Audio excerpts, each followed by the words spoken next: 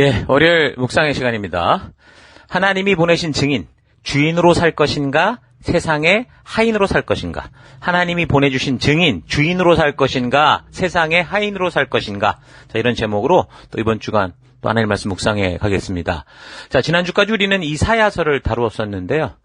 선지서에서는 가장 긴 66장의 분량으로, 그래서 그냥 읽어가다 보면 얼핏 이게 지금 어떤 얘기를 하고 있는지 우리가 잘 감을 잡지 못할 수도 있지만, 근데 우리가 지금 역사를 흐름으로 따져가듯이 역사적인 흐름으로 이게 어느 시대 어떤 사건들을 배경으로 이렇게 이 글들이 적혀진 거고 이 선지자가 활동을 했는가라는 이 전체적인 구조를 파악하면서 읽어가면, 그래도 우리가 비록 큰 분량이라고 하더라도 그 전체적인 그 흐름과 또 이 말씀 안에서 하나님 우리에게 말씀하시는 것을 우리가 분명히 깨달을 수 있다고 그랬습니다. 일단 이사야 선지자가 활동했던 시기는 역사적인 그 왕권 시대로 말하면 남유다 왕국의 우시야 왕, 요담, 아하스, 그리고 이제 히스기야 왕, 이런 시대와 관련된 이야기들이었죠. 히스기야 왕이 그 악했던 자기 아버지 아하스 왕이 저질렀던 그 잘못들을 이제 종교 개혁을 통해 이제 다 고쳐가면서 나라 전체를 이제 말씀대로 바른 길로 가게 하기 위한 나름대로 굉장히 노력을 했다고 우리가 보았었는데, 근데 이제 그럼에도 불구하고 그런 믿음으로 서고자 하는 그 히스기야의 마음을 크게 흔들고 두려움을 주며, 그래서 결국은 말씀 앞에 가는 것에 대한 그 온전히 서지 못하게 했던 그런 나라가 있었죠. 그게 바로 아시리아였습니다. 이번 주간은 그래서 이 아시리아에 대해서 이제 하나님께서 멸망을 예고하시는 말씀, 바로 이제 나홈서를 우리가 먼저 살피려고 합니다. 이미 열왕기하 17장에서 20장의 역사를 나누는 그 이전 주일 말씀에도 아시리아가 어떤 나라다라는 걸 대충 살폈는데, 이 나홈서는 이 아시리아의 몰락에 대한 예언의 말씀이기 때문에 또 반복해서 우리가 좀 아시리아의 역사와 그 배경을 좀 되새겨 보면서 묵상해 가도록 하겠습니다. 자, 아수르의 역사는 이미 말씀을 드렸던 것처럼 홍수 후에 노아의 세 아들 중에 셈의 그 5 아들, 그러니까 엘람, 아수르, 아르박삿, 룻, 아람, 이렇게 5명의 아들이 있었는데 그 중에 둘째 아수르의 후손이라 그랬죠. 그러니까 셈 계통의 혈통이 이제 아수르이고 아수르의 후예들인 겁니다. 창세기 10장 11절 12절을 참고하면, 그래서 이제 아수르가 개척한 도시들은 이제 메소포타미아 지역이었고, 또 그 같은 메소포타미아 지역에 그 함의 손자였던 니무롯, 바벨탑 사건의 어떤 주인공이라고 할 수 있는 이 니무롯의 후예들도 함께 있으면서 그 메소포타미아 땅을 가지고 서로 이제 경쟁을 다투는 그런 관계였다 그랬습니다. 여러분 파워포인트 화면을 참고해서 좀 보시면 되는데, 지금 파워포인트 표에 나와 있는 그 연대표는 BC 2000년 이전의 그 사건들은 성경적 연대와 잘 맞질 않습니다.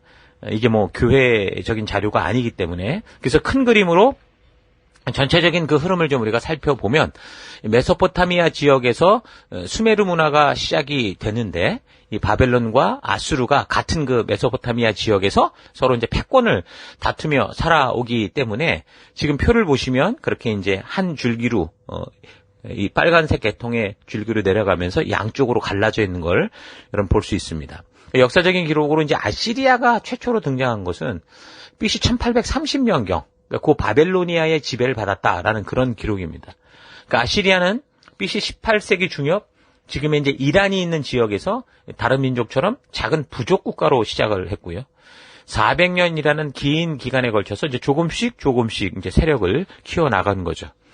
그러다가 이제 BC 1400년대에 아나톨리아 지역의 히타이트, 또 메소포타미아 지역의 카사이트, 이제 고 바벨론 왕국이죠. 그 남쪽의 이집트, 그 동북방의 미탄니, 이런 민족들이 다 이제 이렇게 힘이 막 분산되는 그런 시기였어요. 그래서 오리엔트, 그러니까 동방 지역에서 일정 지분의 그런 서로 이제 힘을 갖는 나라들로 그렇게 성장을 했거든요. 그렇게 그런 그 사회력 속에서 근근히 명맥을 이어오던 아시리아는 BC 1390년 아수르의 그 우바리트라는 이 걸출한 인물이 등장하면서 새로운 이제 전기 역사를 맞이하죠. 그는 이 아시리아를 이제 통일을 이루고, 그리고 이제 미탄니 왕국의 속국이었는데 거길 벗어나서 독립을 합니다. 그러면서 이제 동방 오리엔트의 이제 하나의 국가로 존재감을 드러내죠. 그래서 중동의 지리상 중앙에 위치하고 있는 그 이점을 이용해서 이 상업 중개지를 바탕으로 이제 부를 쌓고 BC 1200년대부터 자유농민을 중심으로 조직되고 또 철제 무기로 무장한 군대의 이런 힘을 원동력으로 해서 그 지역에 이제 패자 국가로 어떤 패권을 다투는 그런 국가로 발돋움을 합니다. 그러니까 아시리아는 나라 전체가 군국주의적인 조직으로 유명하고요. 그래서 그 군대 전체를 철제 무기로 이제 무장했던 그런 민족이었습니다.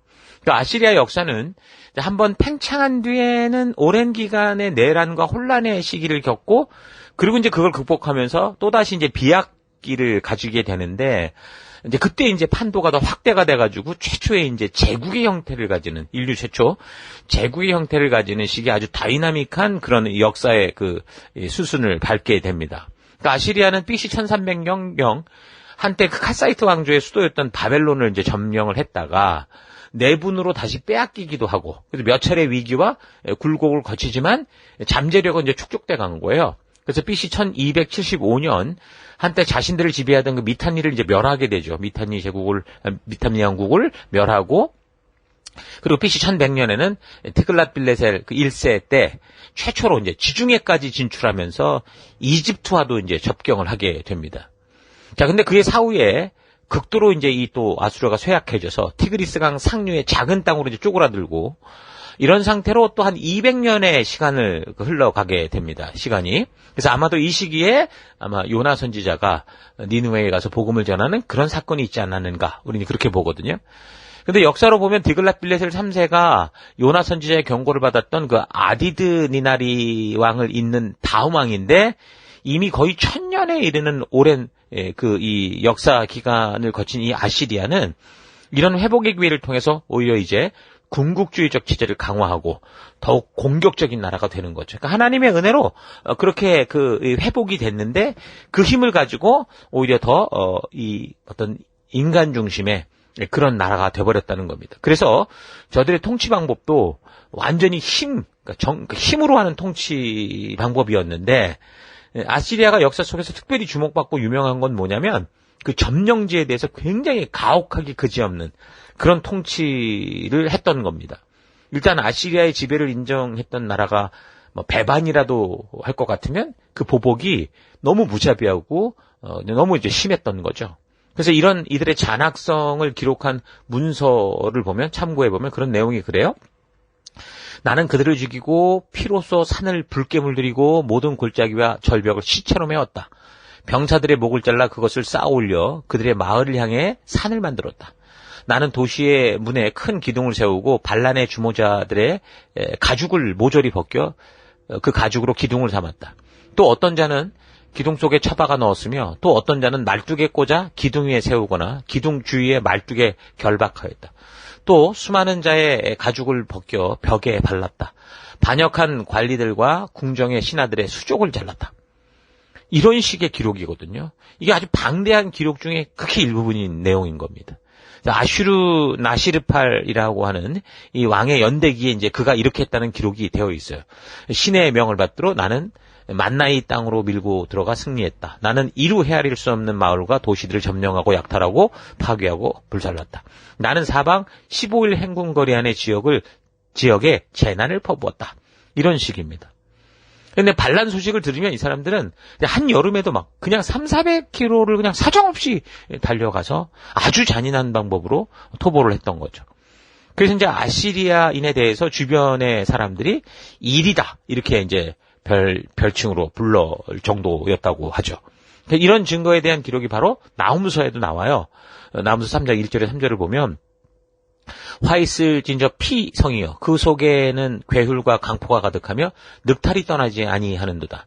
휙휙하는 채찍 소리, 달리는 말, 뛰는 병거, 충돌하는 기병, 번쩍이는 칼, 번개 같은 창, 살육당한 때, 큰 무더기의 죽음, 무수한 시체여. 사람이 그 시체에 걸려 넘어지나니 이런 식으로 이제 기록하고 있죠. 아주 굉장히 잔인했던 민족입니다. 그래서 아시리아는 BC 911년 그 아다드 니나리 왕이 등장할 때 요나 선지자를 통해 그렇게 회복의 전기를 분명히 맞았다는 것을 우리가 분명히 알고 있는데 그 요나 선지자 혜택을 입은 이 아다드 왕이 인근 여러 나라와의 전투에서 승리하면서 이때부터 이제 점령기에 대한 아시리아의 아주 격렬하고 무자비한 어떤 그런 지배 방식들이 이제 드러나게 된 거죠. 사실 어떻게 보면 아수르는 분명히 하나님의 어떤 회초리로 그렇게 이제 부름을 받았다고 볼 수 있는데, 그렇게 기회를 주신 그 하나님을 잊고 자기 스스로 인간을 다스리고 통치하겠다. 그런 식이 되니 사람을 아주 잔인하게 짓밟고 통치하는 살인기계가 돼버린 겁니다. 어쨌든 분명한 건 요나 선지자가 개입한 이후, 그리고 그 이전과 이렇게 구분을 이제 보통 역사적으로 하는데, 그 신아시리아라고 이렇게 부르기까지 하거든요. 그때 이제 아시리아가 최전성기를 이루는 때입니다. BC 911년에서 한 600년 초까지. 그래서 이스라엘과의 연결성을 보면 이미 우리가 살폈던 것처럼 아시리아는 북왕국 그 이스라엘의 무나헴 왕 때 침입을 해서 자신의 왕국을 보존하고 싶었던 이 무나헴이 이 아수르 왕에게 은 1000달란트를 귀족들에게 다 뺏어다가 뇌물로 갖다주는 그런 일들이 있었었죠.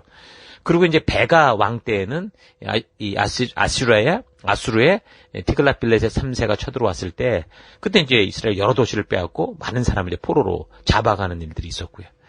그래서 아시리아는 이제 그렇게 점점 세력을 펼쳐가면서 유다 왕국도 공격을 하죠. 그래서 유다의 그 아하스 왕 때 티글랏빌레셋과 군신 관계, 또 부자 관계, 그러니까 억지로 그렇게 이제 이 원치 않는 그런 이 연결을 갖게 됩니다. 그 다량의 금은 기물을 막 보내니까 결국도 뇌물 바쳐가지고 이 유다의 아하스 왕도 그렇게 이제 자기의 어떤 자리를 지키려고 했던 거죠. 그리고 이제 BC 721년에 이제 사르곤 이 장군이 아시리아 왕위를 찬탈하고 왕이 된 다음에 그리고 이제 북이스라엘을 침공해서 결국은 이 북왕국이 BC 722년에 이제 몰락하게 되는 겁니다. 자, 이어서 이 사네립 왕 우리가 기억하죠. 유다를 침공했던. 그래서 이제 여세를 몰아서 이 사람이 북왕국을 무너뜨리고 남유다까지 쳐들어오는데, 그때 이제 유다의 히스기야 왕이 결국은 이제 믿음으로 뭘 세워가고 막 노력을 하다가 이런 위기를 만나면서 어떻게 한 거예요? 도저히 이제 이길 수 없다, 두렵다, 너무 잔인하다, 이제 이런 것 때문에 막대한 그 배상금을 줘서 사네립을 자기 본국으로 돌아가려고 하게 했었죠. 근데 이제 그것도 잘 안 돼가지고 막 결국에는 쫓아와가지고 있는 거 다 내놔라 그러는 바람에 결국 하나님이 개입하셨고, 그래서 그 군대 18만이 한꺼번에 죽는 그런 일도 있었단 말입니다. 그게 이제 우리가 지난주까지 이사야서를 살피면서 우리가 살펴보았던 역사적인 내용들이죠. 그래서 이후 아시리아는 거침없이 페니키아, 시리아, 히타이트를 막 차례로 격파를 하는데, BC 671년에는 아시리아의 가장 현명했다고 할 수 있는 왕 아슈르바니팔 이 왕이 이제 이집트까지 점령을 합니다. 그래서 이집트의 오랜 수도, 옛 수도였던 테베를 이제 괴멸시킴으로써 역사상 처음으로 전 오리엔트, 동방세계를 아우르는 그 대제국, 비로소 최초의 제국을 이루는 그런 사건도 있었습니다. 이런 얘기가 바로 나움서 3장에서 언급을 해요. 자, 그래서 이 철제무기와 궁극주의로 무장한 아시리아가 고대 중동 최초의 통일제국이라는 영광을 차지하게 됩니다. 근데 이제 이집트 같은 경우는 아시리아 이 메소포타미아 지역에서 멀잖아요. 한 2,500km가 되는 거니까 그렇게 멀리 떨어져 있으면 사실 이 통솔하기 쉽지 않습니다. 그래서 이제 이집트는 비록 한번 패해서 결국은 주권을 뺏겠다고 하지만 그래도 군대들이 왔다 갔다 하기엔 쉽지 않으니까 끝까지 아시리아의 속국이 돼서 역사가 흘러간 그런 건 아닙니다. 어쨌든 BC 2000년대에서 BC 600년 중반까지 민족 이동의 대혼란기를 거치는 아주 긴 역사의 시간 동안 이 동방 오리엔트 세계에서 이와 같이 정치적 독립과 통일을 유지했던 나라는 이 아시리아가 어쨌든 유일하다는 거야. 그래서 아수르 왕도 그래서 결국은 그런 큰 나라를 차지하니 당연히 교만하게 되겠죠. 그래서 보통 지역의 어떤 왕이든 자기가 잘나면 자기가 신의 대리자다, 자기가 신이다 이딴 식으로 하듯이 아시리아 왕도 그랬던 거예요. 자기가 신의 대리인인 것처럼 그런 식으로 해서 이제 국민을 통치하고 이랬던 겁니다. 그래서 어쨌든 역사적으로 살펴볼 때 아시리아가 거의 전멸하다시피 하던 시기 하나님께서 그 요나 선지자를 통해서 저들을 다시 회복하는 기회를 주셨는데, 비록 저들이 그렇게 하나님의 은혜로 회복된 후 외형적으로는 나라를 최고 부강한 어떤 제국으로까지 만들어 가지만 결국 하나님의 심판을 다시 받아야 되는 최악으로 떨어지게 되는 거죠. 그 얘기가 지금 그 심판에 대한 얘기가 나훔서의 예거든요. 그러니까 중요한 건 뭐예요? 하나님의 말씀대로 억지로 굴종하는 것 같은 이 요나 선지자의 우리가 이미 살폈지만 그의 순종은 참 너무 그냥 어떻게 보면 부끄러운 순종 아니었습니까? 근데도 분명한 건 그의 그런 순종의 길, 어쨌든 하나님의 길을 가는 그 일을 통해 하나님은 아주 크신 일을 했었던 거죠. 요나는 하기 싫어서 억지로 끌려가다시피 해서 하나님의 심판을 전했지만 그 결과는 엄청난 결과를 낳고 아수르가 회개하고 회복되는 그런 결과를 만들었습니다. 자, 이런 사건을 볼 때 우리가 묵상할 게 뭐라고 그랬습니까? 그러니까 전도자의 사역, 전하는 자의 사역이 얼마나 중요하냐라는 거죠. 그러니까 전도자가 하는 일, 어떤 능력, 말재주 이게 아니라 하나님이 말씀하신 그대로 하는 순종이 얼마나 의미 있고 하나님이 크신 일을 이루는 그런 통로가 되는가라는 걸 우리가 알 수 있는 겁니다. 그리고 하나님께서 요나 선지자를 그 어두운 세상 아수르로 강력하게 꼭 보내시려고 했던, 아니 그 북왕국도 정신이 없는데 굳이 거기서 이 선지자를 뽑아서 그 땅에 보내시는 이런 걸 볼 때 택함받은 백성들의 삶이 어떠해야 되고 그리고 어떤 사명이 있는가 우리가 분명히 기억할 수 있어야 된다고 그랬습니다. 그러니까 그런 모습을 볼 때 세상의 모든 하나님을 알지 못한 이 어두움은 우리가 빛을 들고 들어갈 우리의 사명지라는 거죠. 자, 그래서 창세기로부터 이 계시록까지 성경을 처음부터 끝까지 살펴보면 그래야 결국 택함받은 백성들은 그렇게 하나님의 증인으로 부름받았다라는 걸 분명히 알 수 있습니다. 또 우리가 살아가는 자체가 하나님의 증인이라는 거죠. 그러니까 증인된 삶이라는 건요, 성도의 정체성이에요. 우리가 옛사람이 죽고 새사람이 됐다라고 할 때 그 새사람의 모습은 바로 하나님을 알리는 하나님 나라 백성, 빛, 증인 이런 모습인 거죠. 그러니까 믿음으로 부름받은 아브라함부터 그리고 역사가 흘러서 출애굽 이후에 그 시내산 약속을 통해 볼 때도 이 증인이라는 사실은 너무 정확하게 계속 말씀해주고 있습니다. 그러니까 믿음의 나라의 시작이다라고 할 때 홍수 이후 볼 수 있는 아브라함 같은 경우도 그를 부르신 게 결국은 증인 삼기 위해 하나님 나라의 그 증인이라는 이 사실을 알게 하기 위해 그렇게 부르셨다는 걸 우리가 알 수 있습니다. 창세기 18장 9절. 내가 아브라함을 선택한 건 그가 자식들과 자손들을 잘 가르쳐서 나에게 순종하게 하고 옳고 바른 일을 하도록 가르치라는 뜻에서. 그러니까 증인으로서 이렇게 우리를 아브라함을 부르셨다라는 거죠. 그렇게 이제 역사가 그런 약속 앞에서 흘러가면서 하나님 나라가 흘러가다가 이제 결국 시내산 이 출애굽해서 시내산에 그들이 도착했을 때도 말씀하신 게 뭡니까? 출애굽 19장에 너희의 나라는 나를 섬기는 제사장 나라가 되고 너희는 거룩한 민족이 된다라는 거 아닙니까? 근데 이런 얘기가 계속 이어지고 있는 거예요. 그래서 지난주 살핀 이사야서를 통해서 정확히 말을 하죠. 43장 10절 나 여호와가 말하노라 너희는 나의 증인이요 나의 종으로 택함을 입었다라고 말합니다. 근데 이게 단지 이사야 지금 우리가 보는 구약에서만 이어지는 역사가 아니고 이 이야기가 신약으로 계속 흘러갑니다.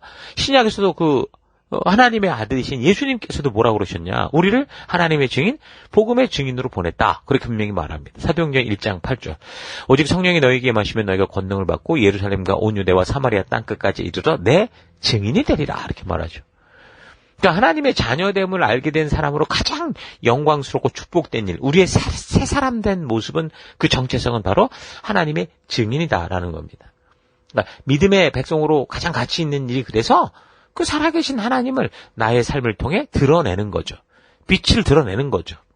그래서 우리로 하여금 세상 사람들이 우리를 볼 때 하나님을 보게 하고 하나님 나라를 보게 하는 바로 그런 존재가 성도된 가장 축복된 모습이라는 거예요. 그러니까 증인이라는 말은 단지 신약에서나 나오는 그런 얘기가 아니고 하나님이 부르신 그 처음부터 존재하는 그 성도의 목적, 우리를 부르신 하나님과의 관계, 하나님의 그 백성으로서의 우리의 정체성이다라는 거 우리가 잘 기억해야 됩니다.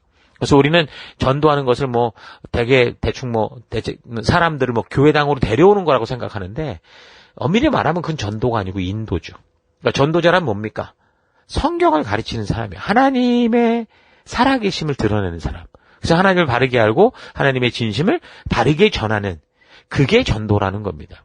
그래서 진짜 전도자는 창세기부터 이 계시록까지 하나님께서 성경에 옮기신 그 하나님의 마음을 사람들의 마음에 옮겨 심어주는 사람, 하나님이 하신 역사를 드러내는 사람, 이런 사들을 뭐라고 그래요? 전도자라고 할 수 있는 거죠. 그래서 우리 교회 성도들 모두가 그런 증인, 전도자로서의 정체성을 가지고 우리가 살아가는 곳곳에서 빛된 삶을 살아가는 그 정체성대로 살아가는 그런 성도가 되기를 정말 기대하고 소망합니다. 구원받은 사람들이 하는 일이라고는 뭐 교회당만 왔다 갔다 하는 게 아니에요. 성도로 부름받은 하나님의 백성들은 열방 속에 하나님을 알리는 증인입니다. 그래서 우리가 누군가를 만나고 교회 안에서 우리가 서로를 섬겨갈 때 그냥 밥 사주고 시간 내주고 뭐 어려운 문제 들어주고 뭐 같이 있어주는 이런 것만이 전부가 아니고요. 반드시 그런 모임과 무엇을 통해서든 우리는 하나님의 마음, 하나님의 진심을 알게 하는 것. 그게 바로 전도의 모습이라는 거죠. 그러니까 교회 예배든 셀 모임이든 봉사든 그 모든 것의 목적이 다 똑같아야 돼요. 그래서 우리가 할 일은 이 하나님의 마음을 바르게 알아야 되고 그리고 바르게 전해서 그 사람 스스로가 하나님과 인격적인 관계를 가지는 주도적인 성도로 세워가야 되는 거예요. 내가 키운 내 제자니까 평생 동안 내 제자로 지나 이게 아니고요. 우리 자녀들도 그렇잖아요. 우리가 자녀를 낳았고 길렀지만 이 아이들이 이제 한 20살 되면 다 독립해 나가잖아요. 똑같은 거예요. 그래서 우리가 교회 안에서 함께 섬기는 일들은 내 제자, 내 나와바리를 만드는 게 목적이 아니고 하나님의 마음을 알고 그 사명에서는 예수님의 제자로 세우는 것이 부름받은 성도들 모두가 해야 되는, 온 교회가 집중해야 되는 거룩한 사명이요 목적입니다. 그래서 여러분들은 먼저 어떻게 해야 돼요? 그렇게 하기 위해서 내가 먼저 하나님의 말씀을 창세기로부터 마지막 계시록까지 바르고 온전히 배워 알아야 되는 거예요. 그리고 그렇게만 알고만 있는 게 아니라 그 말씀대로 살아야 하고 우리의 삶을 통해 전해야 되는 거죠. 이 전하는 것을 두려워하지 마십시오. 왜냐하면 어떤 사람의 능력으로 이렇게 사람을 변화시키는 게 아니고요. 하나님의 성령 하나님의 역사로, 그러니까 하나님의 말씀과 하나님의 진심으로 그 사람들의 마음이 변화되는 거거든요. 우리는 그냥 통로예요. 전하는 자예요. 외치는 자예요. 그래서 내가 정성을 들이고 노력해도 되지 않는 그 변화들이 결국은 하나님의 말씀 앞에 서면 변화되더라는 거죠. 이게 내 정성의 결과일 때 대부분 보면 나의 수고, 나의 관계, 나의 어떤 인간과의 어떤 그런 능력으로 이들을 붙들려고 하면 이 사람들이 그 관계 속에 혜택받는 건 좋아서 있지만 정말 이제는 우리가 하나님께로 온전히 주도적으로 서야 되게 하는 그 길로 이렇게 이끌려고 하면 이게 다 떠난다는 걸 우리 분명히 많이 경험했을 겁니다. 그러니까 사람들은 육신의 만족을 원하지만 예수님은 우리를 살리는 영혼의 온전함을 알리시고 영생의 길을 주시고자 하잖아요. 그 길로 우리를 이끄시잖아요. 그 길이 좁은 길이든 험한 길이든 우리를 부르신단 말입니다. 그래서 자기가 원하는 것을 채우기 위해 교회로 모인 사람들을 보면, 그래서 우리가 걸어야 되는 그 좁은 길, 정말 생명의 길로 가자고 하면 자기가 원했던 것이 있기 때문에 그거와 다르니까 나를 절제해야 되고, 또 그리고 내가 지금 하고 싶은 저건데 그게 아닌 다른 길이 제시되니까 결국 다 떠나고 마는 거예요. 신약에도 나오잖아요. 예수님의 오병이어의 기적을 보고 막 우리의 왕이다, 우리의 구세주다 쫓았던 사람들이 그 예수님이 그 모든 백성들에게 내 살과 피를 먹고 마셔야 되는 그 길을, 그 정말 하나님이 우리를 부르신 그 부르심의 본질을 얘기하니까 어떻게 했어요? 대부분 다 예수님을 떠나버리지 않았습니까? 그러니까 삶이 바뀌는 진정한 변화는 어떤 신비한 체험을 하고 이런 게 아니에요. 하나님의 말씀, 하나님의 진심이 나를 깊이 만질 때 일어나는 거예요. 그때 거듭남이 일어나는 거죠.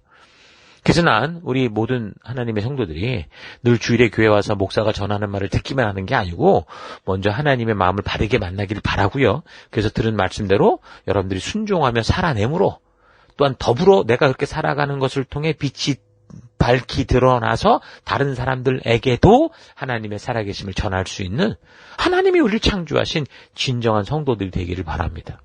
구원받은 백성이 됐다면 한 교회를 다녔다고 할 때 한 3, 4년 정도가 되면 하나님의 말씀을 바르게 알아요. 창조로부터 타락, 구속으로 인해서 마지막 심판까지 이걸 잘 알아야 되거든요. 그 하나님의 마음을 알아야 되고, 그래서 그 하나님의 진심을 알게 그 진심을 알리는 사람이 돼야 되는 거죠.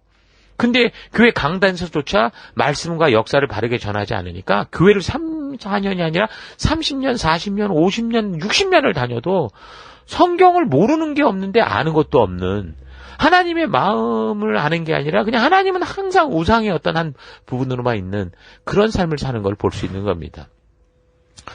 그래서 여러분들은 교회당만 왔다 갔다 하는 그 종교인의 삶이 아니라 구원의 복음을 전하고 가르치는 존재, 하나님의 증인으로 부름받았다라는 거 잊지 마시고, 그래서 이제 목사와 교회가 우리가 함께 힘써서 할 일은 성도를 대신해서 천국의 입구까지 끌고 갈게, 이런 그런 각종 종교 서비스를 제공하는 게 아니고, 성도 한 사람 한 사람이 예수의 피로 말미암아 그 구원함을 얻어 신의 나타 앞에 설 때에, 서게 해야 되고, 설 때에 하나님이 이루어진 역사를 통해 하나님의 진심을 알게 해서 성도들 스스로 우리 구주 예수 그리스도와 하나님의 사랑을 알리는 증인 되게 하는 거 잊지 마십시다. 우리가 보기에 좋은 교회를 세우는 게 중요한 게 아니에요.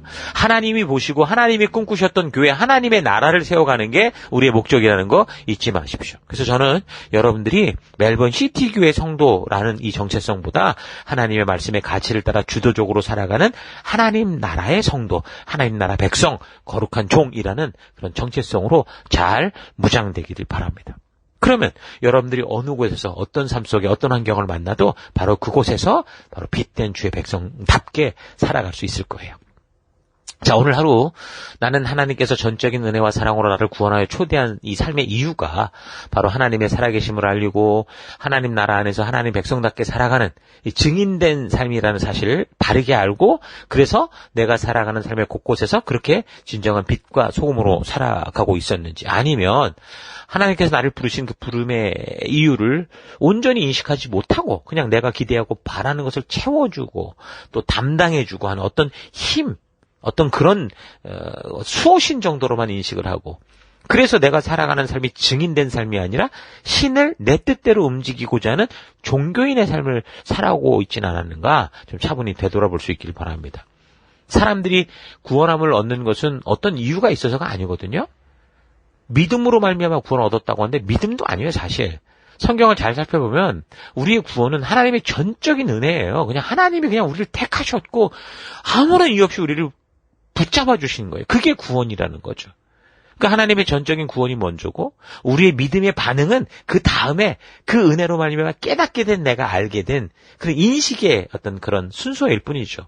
그래서 하나님의 전적인 은혜로 우리는 구원함을 얻은 거고, 그래서 하나님의 자녀되는 자리, 열방의 제사장이요 거룩한 하나님 나라 백성으로 살아가는 그 자리에, 그 신의 산 앞에, 그 말씀 앞에 아무런 자격도 공로도 없이 초대되는 거예요. 그래서 그 초대에 응할 것인지 아닌지부터 이제 우리의 믿음이 되는 거겠죠. 초대받은 백성답게 하나님의 증인으로 살 것인지, 아니면 초대는 받았다고 생각하는데 그저 자기의 생각과 뜻대로 살아가는 종교인이 될 것인지, 그것을 온전하게 결단하고 나아가는 게 바로 우리의 믿음인 겁니다. 예수님께서도 이런 문제에 대해서 말씀해 주셨어요. 누가복음 14장 16절 예수께서 말씀하셨다. 어떤 사람이 큰 자치를 베풀고 많은 사람을 초대했다. 잔치 시간이 되어 그는 자기 종을 보내 준비가 다 됐으니 오라, 초대받은 사람들에게 말하게 하였다. 그런데 그들은 모두가 하나같이 핑계를 대기 시작했다. 그러면서 21절 그 종이 돌아와서 그대로 자기 주인에게 그런 상태를 말했다. 그러자 집주인이 노해서 종도로 말하기를 어서 시내 거리와 골목으로 나가서 가난한 사람들과 지치에 장애가 있는 사람들과 눈먼 사람들과 다리 저는 사람들을 다 이리 데려오게 해라.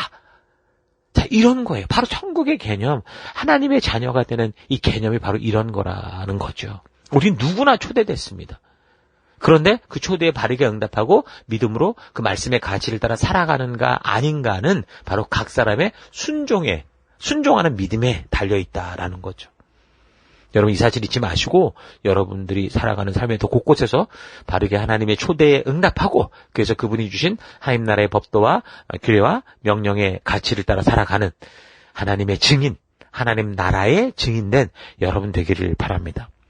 하나님의 증인이라는 것은 바로 내가 직접 하나님의 은혜를 경험한 자로서 그 사실을 인정하는 삶을 살아가는 거예요.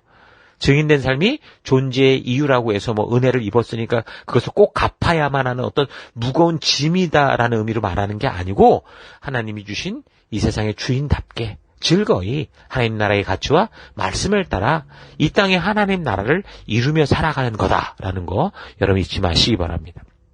그래서 각자 보냄을 받은 삶의 현장이 그렇게 하나님께서 그 땅에 열방의 주인을 삼아서 여러분을 통해 그리스도의 향기가 나게 하고 빛되게 하란다라는 거 잊지 마시고, 각자 보냄을 받은 곳에서 세상의 하인처럼 사는 존재가 아니라 그 땅의 주인처럼 살아서 하나님의 살아계심을 알리는 증인된 여러분 될 수 있기를 주 여러분으로 축원합니다. 여러분 하루도 힘내십시오. 잠시 기도하겠습니다. 하나님은 나를 죽음의 구덩이에서 구원하여 하나님의 하나님 되심을 알리는 영광스러운 증인의 자리로 부르셨는데, 물에 빠진 사람 구해주니까 내 보따리 내놓으라고 하듯 하나님께 내가 원하고 바란 대로 움직이는 우상이 되라고 요구하며 그렇게 살아왔던 것 회개합니다. 영원한 죽음으로 가는 길에서 스스로의 힘으로는 도저히 벗어날 수 없는 그 절망 속에 있는 나를 아무런 대가 없이 구원하여 하나님이 원래 창조하신 그 영광스러운 창조의 섭리 가운데 불러주신 그 은혜 잊지 않고, 그래서 이 땅을 살아가며 향방 없이 내 욕심대로 본능대로 살아가는 존재가 아니라 하나님의 인격을 닮아 우리 하나님과 동행하는 자답게 살아가는 내가 되기 원합니다. 하나님의 전적인 은혜로 구원을 얻어 살아갈 이유를 아는 자들에게 행할 바는 나를 창조하신 우리 하나님의 말씀의 가치를 따라 순종하는 증인된 삶을 사는 거다라는 거 잊지 않고, 내가 살아가는 곳곳에서 진정으로 우리 하나님의 편지가 되고 그리스도의 향기가 되는 그런 삶을 사는 내가 되길 원합니다. 이 하루도 그런 길로 나아갈 것을 감사드리고 찬양하며 예수님 이름으로 기도했습니다. 아멘.